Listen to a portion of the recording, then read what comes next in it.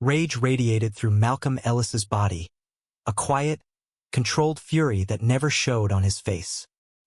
He stood perfectly still as the sharply spoken attendant gestured toward the corridor outside the first-class lounge, her professional smile cold and calculated. "Sir, if you wouldn't mind waiting outside while we sort this out." It wasn't a request. The white businessman behind him with the same ticket and status had been ushered in without pause. After 27 years building Horizon Air from nothing, Malcolm, unrecognized in his casual attire, was being asked to step aside. He adjusted his non-prescription glasses and nodded politely. "Of course," he said, calm as ever. But inside, the decision was already made. Discrimination had a price, and today it would be paid. 3 weeks prior, Malcolm had sat in his 38th floor office in Horizon's Chicago headquarters, reviewing unsettling satisfaction data. Rain hammered against his windows as he discussed the matter with his longtime COO, Denise Clark. Something was wrong. Complaints were up. Morale was down. Patterns didn't lie. They had been through this before. 20 years earlier, Denise had gone undercover as a baggage handler to uncover misconduct. This time, Malcolm would do it. He was older now, a bit grayer, but to most frontline employees, he was just a name. Using his middle name, Ellis, and an unassuming backstory as a retired schoolteacher, Malcolm traveled across the country anonymously. He saw sloppy service, indifference, and, more disturbingly, repeated acts of quiet bias. An elderly black woman left to struggle with luggage. A Hispanic couple passed over for upgrades. But it was in Atlanta that the mask fully cracked. Told to wait outside while white passengers were admitted, Malcolm documented every detail. Sarah Jennings, the lounge attendant. Her subtle dismissals. Her performative courtesy to white travelers. A man named Calvin Thornton, Diamond member, confirmed it. "She does this all the time." Calvin was seasoned, composed. He detailed his own mistreatment.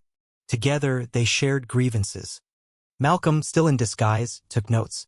They spoke of changes that started a year earlier after a merger with a smaller airline. Policies had shifted, and so had attitudes. Further evidence emerged mid-flight to LA, where Malcolm encountered Diane Walker, an off-duty attendant, texting openly about discriminatory protocols. A chill settled in his bones. This was no accident. It was systemic. Malcolm kept going. Seattle, Phoenix, San Francisco. He saw it in upgrades, in random screenings, in dismissive tones. But he also saw hope. Employees like James Rivera in Denver and Emily Collins out of Chicago treated passengers equally, with dignity. By the time he returned to Chicago, his dossier was thick with examples. Denise, waiting with legal and HR teams, prepared the board. What followed was swift and deliberate. An emergency meeting. A damning presentation. Pushback from some directors, especially from Eastern Skies, the merged airline. But Malcolm silenced them all with one revelation. "I was that passenger.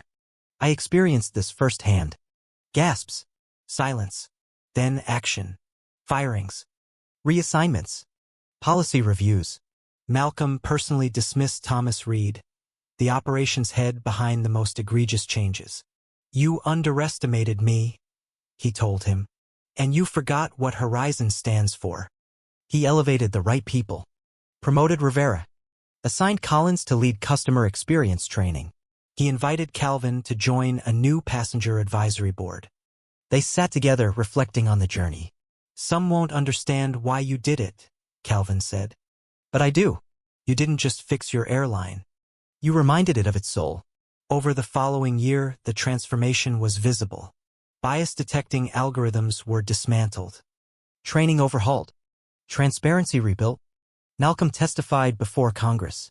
His testimony birthed new protections, the Horizon Act. Years later, as he prepared to retire, Malcolm donned glasses and a simple jacket one last time. The tradition of undercover flights had become part of the company's DNA. His successor, Zoe Carter, once a flight attendant herself, was more than ready. On his final undercover journey, a lounge attendant welcomed a black family without hesitation.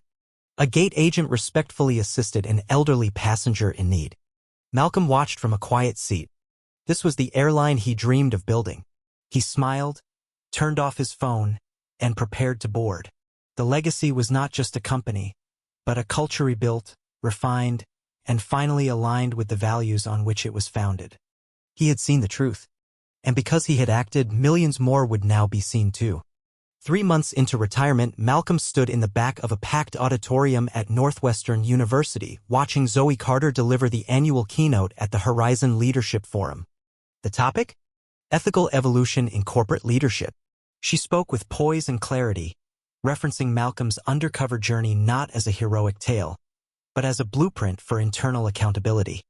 In the crowd were new hires, executives from competing airlines, and students hoping to one day change the world. Malcolm listened, nodding. Afterward, Zoe spotted him near the exit. "You always said leadership is quiet," she said with a grin. "Until it has to be loud," Malcolm replied, embracing her. "You're leading loud, Zoe. In all the right ways. We just started a new program," she said. "Anonymous ride-alongs. Gate to gate. Every month. Managers fly as passengers without identification." "Good," he said. "That'll keep the soul in it." "And Calvin?" "He's working with the FAA on national customer equity standards. Horizon's helping write the playbook." Malcolm smiled, heartful. "Then we didn't just fix an airline. We started a movement." That night, alone on a quiet bench outside the university, he looked up at the stars as a distant plane blinked across the sky. He could still see the moments that defined everything: the humiliation, the anger, the purpose that followed. And then he thought of the thousands of people boarding Horizon flights that very moment, being treated like they mattered because they did. He stood, hands in pockets, and walked away smiling. The skies had changed, and they would never go back. Rage radiated through Malcolm Ellis's body, a quiet, controlled fury that never showed on his face. He stood perfectly still as the sharply spoken attendant gestured toward the corridor outside the first-class lounge, her professional smile cold and calculated. "Sir, if you wouldn't mind waiting outside while we sort this out." It wasn't a request. The white businessman behind him, with the same ticket and status, had been ushered in without pause. After 27 years building Horizon Air from nothing, Malcolm, unrecognized in his casual attire, was being asked to step aside. He adjusted his non-prescription glasses and nodded politely. "Of course," he said, calm as ever.